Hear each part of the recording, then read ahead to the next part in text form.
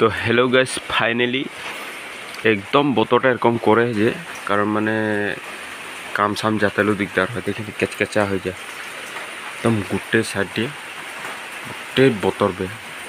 তো ফাইনালি মানে মুই একেটা কথা বলতে খুঁজি, কারণ এরকম বতরে কাম করবি কিছু, কারণ বাইরে তো কাম করতে নাই করবি। আর আমি কাম করলে মানে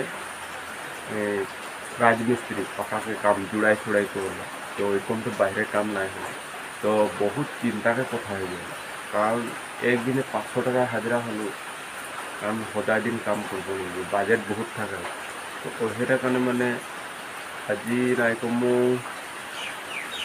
4 দিন হয়ে গেল বরষুণ দিতে এরকম বরষুণ দিতে। এরকম বরষুণে তুই ওলাই যাবি ন কাম করবি, কিবা একটা কামও একটু না হেঁটে।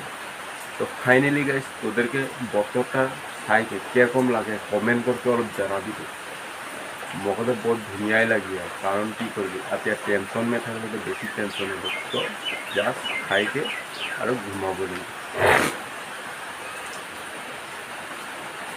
তবে তুই কমেন্ট করতে জানাবি কিরকম লাগে বতরটা, আর কার কার স্টোর না হয়।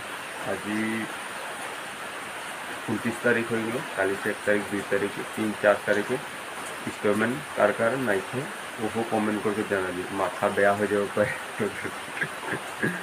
মাথা তো বেয়া হয়ে যাব পারে, তার মানে কম বতরে যদি বা কিবা একটা সচকে রাখলো আর সোচাটা নিরাশা হয়ে গেল, সব ধ্বংস সব ধ্বংস হয়ে যায়। তো ফাইনালি গাইস, নেক্সট ভিডিও আরো মিলিয়ে